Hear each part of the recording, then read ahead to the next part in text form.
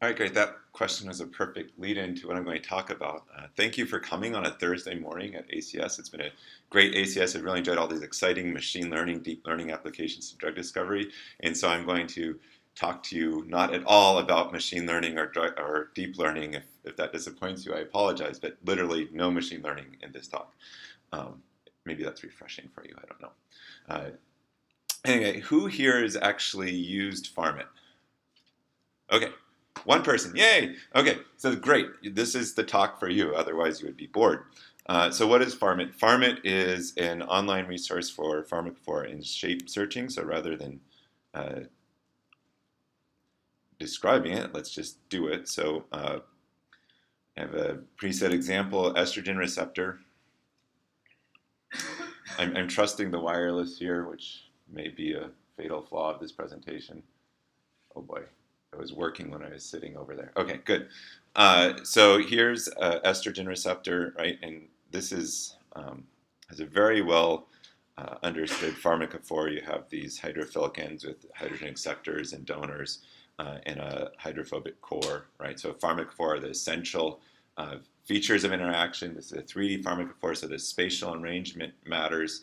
And then we want to find molecules that have these same spatial features. And so we can just search. There's a number of libraries here. We're searching Molport, which is an aggregator of commercially available compounds. This was over 7 million compounds. And we searched the whole thing, did an exact search, and there's 1,300 hits, right? And that took 2.5 seconds, right? So querying isn't really a problem. And if you start looking at these, they do match the pharmacophore because it's an exact search.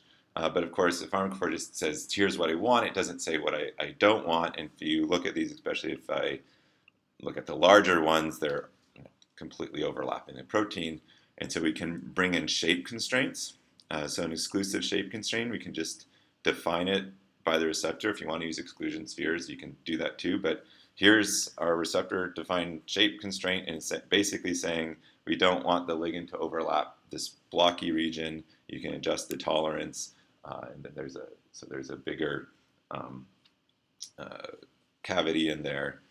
This is an enclosed cavity, so it's a little ugly. But then when we apply this constraint and we research, instead of 1,300, we have 377, and you can see these are all, for the most part, smaller compounds that aren't overlapping the receptor.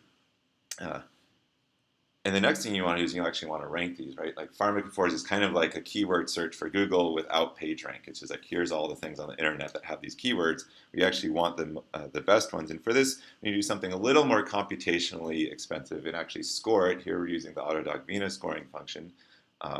And so here's the top scoring one, minus 12, and everything is cross-referenced in here of all the different databases that are in Pharmit. So if something's in Chembol, it has bioactivities, I can click on this and see, this is estriol. I think we all expect this to bind to estrogen, so I think this is a pretty reasonable hit. So that's a flavor of what you can do. There's a number of other settings here and filters, and you can, of course, upload your own structures and save them, and, of course, save the results. So that is Pharmit. And why I am talking to you about this, even though it's already published work, is these are the usage numbers for the last year, and I feel this is a really valuable resource, so I feel these numbers should be much higher, so I'd like you to be using it too. But you can see we have, over the last year, there are about over 3,000 users who had 8,000 sessions, but the statistics I really like here is the average session duration. For those of you who run websites and look at analytical data, you know that most of the visitors to your websites are like robots or people who accidentally got there somewhere and they disappear. They visit for like 1 second and they're gone, right? And here you can see that on average, including all those robots and so on, people are using this website for 11 minutes and sometimes for much longer. So that's pretty exciting to me, and you should go and use it. So how does this all work? So there's several different components. At the core, we need a data source. There's a whole bunch of libraries we can search here. Those get built into a special, easily, efficiently queryable format using Pharmit server, which is just is open source software, GPL BSD licensed. We use Mina for minimization. On the client end, it's all JavaScript, of course, and the interface is all running in your browser. And it was a very intentional choice to use a browser-based interface because everyone has a browser. It just makes it much easier to use. You don't have to worry about installing anything. And in order to do this, this was several years ago, back when JMOL, if you remember, was basically your only option for online molecular visualization. So actually implemented 3dmol.js, which is now one of several online visualizers of 3D data. But if you want something that hopefully is very easy to use to share molecular information online, you can check this out. It's very easy to embed. You don't have to know any JavaScript to just embed a structure. You can put it into your Jupyter notebook, and you can share that notebook as an HTML, and it'll just work. That was a shameless plug. In terms of input, we have 7 built-in libraries that when you just add across them have more than 162 million compounds. Now, there's some redundancy in there, but you can see we have Chembl. ChemDiv is old, but ChemSpace is new. We just built this a few months ago. I'm actually pretty excited about this. This is another one of these online aggregators, but this includes a lot of these made-to-order compounds, and it's a novel chemical space. So 86% of this library were compounds that were not already in Pharmit, which included everything in zinc and everything in PubChem and everything in Molpart, right? So this is a new chemical space to search. Molport gets updated roughly monthly. But one of the things that surprised me was when we look at over the last year, what were the most common libraries that people searched, PubChem was at the top. And I've been collecting this data for a long time and only looked at it recently, and I was quite surprised because I think PubChem's kind of a worthless database to search for this because you can't actually order those compounds, and they don't necessarily have, like if you wanted bioactivity data, you might as well search Chembl. So I don't know why people are searching it, and I'm not patient enough because it does take longer because it's much bigger. But it's been rebuilt, you noticed, the beginning of the month, so it's up to date. So if you want to search PubChem, you can. And the reason some of these other ones aren't on here is because like ChemSpace, like I said, is very new, so people haven't been searching it yet. You can also contribute your own libraries. There's a very long list here of libraries people have contributed, and we're up to over 30 million compounds that people have contributed, which may be redundant with the other ones. And you can even have your own private library. Obviously, in your pharma and big pharma, your lawyers are not going to be okay with this, but if you want to have, if you're not in big pharma or you can get around lawyers, you can submit your own private library that only you can screen. So how do we take this library information and make it efficiently searchable? There's a number of software packages that are all sort of put into this one binary. It's all open source. It's all in SourceForge. First of all is Farmer, which is fast, efficient, and exact pharma before search. And the basic idea is you have this pharmacophore, which is really a spatial arrangement of features. You can describe that exactly with the distances between those features, which you can break down into triangles. Right? So given this set of triangles uniquely defines this shape of features. And so now we just need a fast way to search for triangles. And the data structure here is a tree-based data structure. It's like a KD tree, if you've heard of that. But basically, this is not searching triangles. This is searching 2D coordinates because it's easier to visualize in 2D. But you just split either on the X coordinate or the Y coordinate. And you very quickly, if you're to do a range query around this point Q, you very quickly zero in on the things that are close to Q without even looking at all these other things that aren't close to it. Right? So this is how you get sublinear scaling. You're not looking at every example in your library, just at the things that are close to your query. Right? That's in 2D. In 3D, this is 3D, but the three dimensions that we are using are the three distances of the triangles, not x, y, z Cartesian coordinates, just the distances in the triangles. And so if you have a query between three tolerance spheres of 1 angstrom, the space in 3D is actually the squashy football shape. And we just define the necessary dividing planes in our tree data structure to only search for this shape to identify one triangle from your query. Of course, unless you only have 3 points, you need more than one triangle. So this is how this works. We decompose the full set of features into all the triangles. First thing you notice is you don't actually need all those triangles to fully define this feature. So we search for the minimal set. And actually, we have histograms of what are common geometries, and we search for the least common first. And so we find all the triangles that match this one, and then we go to the next triangle, we find all those that match that. And then we merge these intelligently because there's only some triangles that are compatible. They have to share the 2 points here. They have to be the same two pharmacophore features. And then basically we have a tetrahedral constraint where we look at this distance between the non-shared ones. And so all of these constraints have to match up. So now you're matching this three-dimensional tetrahedral shape. Right? And you just keep doing this, building up this shape until you found all the compounds that exactly match your pharmacophore using this efficient tree structure. And so this is a really old graph. It looks embarrassingly like it was generated in Microsoft Excel. But the point here is a conventional approach is to look at every ligand in your library, which of course scales linearly no matter what your query is. In ours, I like to say scales with the breadth and complexity of the query, right? So the more points you have, the longer it'll take. The bigger the feature points are, the longer it'll take. But also, the more specific it is, the less time it'll take. If nothing in the library matches that, it will probably finish very quickly. And so you can see nonlinear scaling here with respect to the measure of the size of the query. And this is a log scale, is the other thing to point out here. So that's pharmacophore search. For shape, we use a technology we call it ShapeDB. And again, the idea here is the same thing. We want an index. We want a way to look up based on shape. We don't want to look at every single molecular shape in our database, only the ones relevant to our query. And to do this, we make an approximation where we align to the moment's inertia. So we have a canonical alignment of molecules, which is an imperfect approximation. It's much better to do what the previous speaker is talking about and actually optimize alignments. But you can actually get away with this somewhat. And given we have a canonical alignment, then we just voxelize it, just turn it into a space-filling representation that can be very efficiently represented with an octree data structure. This is the data structure for representing a single shape.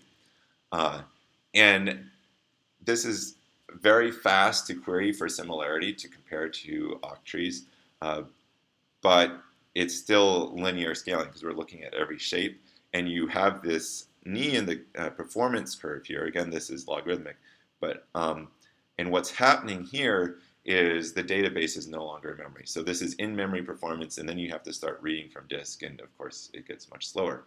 And the point being, not only is looking at every molecule in your database linearly scaling, these databases are large, and they don't necessarily fit in memory unless you spend a lot of money on memory. And so we want an efficient data structure. And again, we use a tree. And this tree is unique in that each node, what it has is the union and the intersection of all the shapes beneath it. So all the shapes beneath it are in between these two things, the intersection and the union. So you can place constraints on what is actually beneath you in the tree, and you can prune your search accordingly. And you can use this for similarity search. It's not that great, but if you define your query in terms of shape constraints, saying, I want exactly this, I do not want even one little voxel to overlap with the blue, then that exactly matches to this tree representation, right? Because you can just see, does it intersect with my excluded shape? And then you can immediately not bother traversing the bottom of the tree. Whereas with similarity, that's a fuzzier thing. You have to explore farther into the tree before you can prove that you don't have to explore beneath a node in a tree.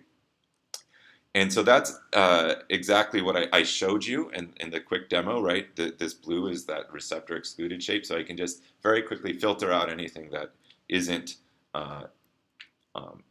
that is overlapping the receptor. And so we do that. That's the blue bars. And the first thing to point out here is we're orders of magnitude faster than the similarity search.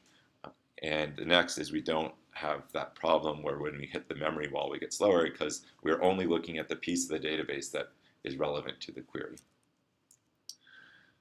Finally, once you've done these fast, efficient matching queries and you have a reduced subset, you want to actually score and rank and optimize the poses you find. So all of these two, Farmer and ShapeDB, are working on explicit conformers that we pre-generate.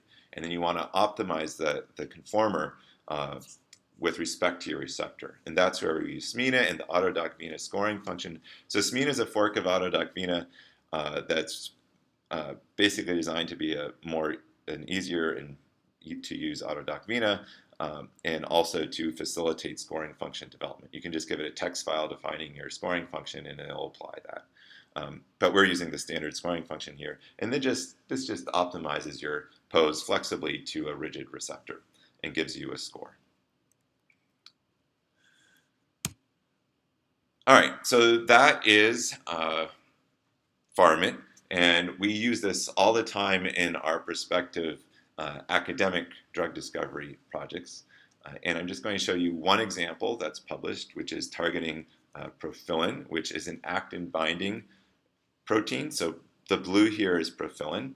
The yellow is actin. So Profilin's a regulator of actin, and it's involved in all the sorts of things that actin's involved in, the cytoskeleton, and especially what we're interested in is angiogenesis. And so what we did here, it of course was not as easy as like the nice demos because it never is. We had a protein-protein interaction, so we identified the key residues there, but it was really only 2 residues, which weren't really enough to define a pharmacophore. And the other thing is when you look at this structure, there's not really a pocket there, and we've applied several different algorithms for identifying druggable pockets, and they all say this protein is not druggable. So a smarter person would have stopped, but we kept going and an attempt to find something that we could stick a molecule into. We ran molecular dynamic simulations and got an ensemble of structures and tried to found some that actually had a pocket near these key residues so we could sort of extend into that. Of course, there weren't actually interactions in the protein-protein interface in the crystal structure, so we did fragment docking to identify potential interactions. Used these fragments plus the residues from the PPI to define a set of pharmacophore features, and there's quite a bit of features there. And so what we did is construct a whole bunch of queries that were subsets of the feature. I just enumerated all the queries of like 4 or 5 or whatever. And since this is so fast, it was no problem running 100 queries and getting all the results and then consensus scoring those. So from the results of the queries, we then energy minimized them with SMINA and had a ranking. And we did filter for structural diversity. We didn't want to get 10 analogs of the same compound. But other than that, I don't do hit picking parties because I don't have the patience for it nor the expertise. And also the whole point of these prospective drug discovery projects for me is to validate our scoring functions, our methods. So I don't want to ignore what the method is saying is the top compound. So we just picked the top 20 compounds, filtering for diversity, and we also always filter for cost. And interestingly, the first 2 compounds, C1 and C2, they are named C1 and C2 because they were the first 2 in the list we provided, actually have activity. So if we had just purchased the first 2 compounds, we would have had a 100% hit rate, but we purchased the first 20, so we had a 10% hit rate. Oh well. And these are 2 analogs. So when we filtered for structural diversity, we went up to 2 analogs per scaffold. This is the bioactivity result. This is not a dose response curve. It's a little weird, but basically, red here is actin plus profilin. The blue up here is actin only. And so, if the compound shifts the curve from down here to up here, it's appearing that it's interfering with the interaction between the two. And we see this in a dose responsive manner.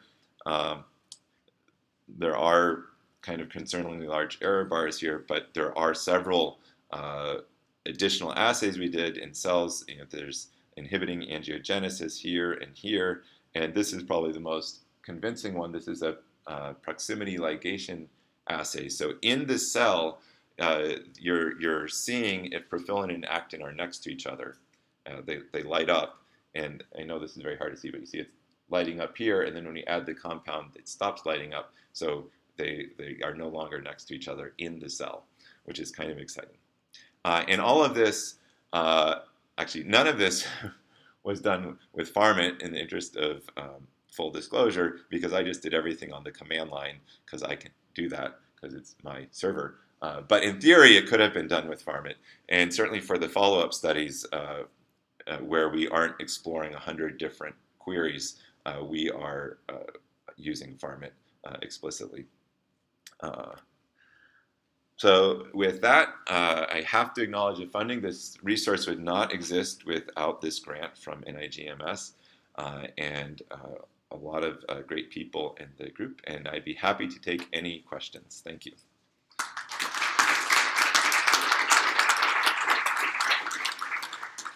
Questions for David? Yeah. Really interesting talk. Just one question. Can you upload your own PV? Yeah, load receptor, but that doesn't define the pharmacophore, right? So what's showing here is a movie in case the internet didn't work. But if you saw it, you can actually just type in a PDB code, and it will pull that and identify the ligand and do all that automatically. If you have your own structure from an MD or an internal data set, which again, if you're in pharma, I'm sure the lawyers would hurt you if you uploaded, but you could, then that's fine. So you would load the receptor, and then you would load a ligand. Or for features, we also support a number of like if you have an MOE pharmacophore file, you can just upload that. Yeah. Have you considered some way of incorporating chirality into the pharmacophore representation? No. Right. There's no concept. I'm not even sure how that would work, because these are just spheres. So if you take a tetrahedral structure where the four vertices are all different, and you take the mirror image, they're not superimposable, right? So there's chirality. Those are not the same pharmacophore. Well, you could search for both of them. But you would, but if you just encoded it as distances, you would get them both back. Yeah. One question. When you're mentioning pharma and the data sets, so obviously we cannot upload anything, but is there a chance to get the server somehow in-house? Yeah, it's all open source. People. What?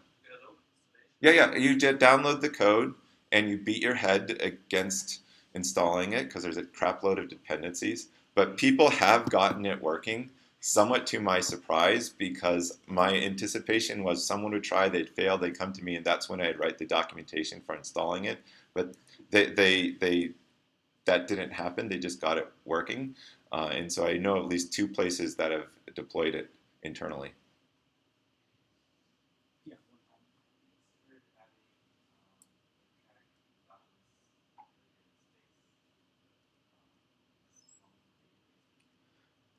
No, but you could tell me more about it. There's nothing preventing us from having more built-in libraries, just me taking that time. So I discovered just walking around the expo yesterday or the day before a new provider called MQL, and their database, their compound library is available for download. So I've downloaded it and I'm starting to process it. All right, stop here. Please join me thanking David one more time.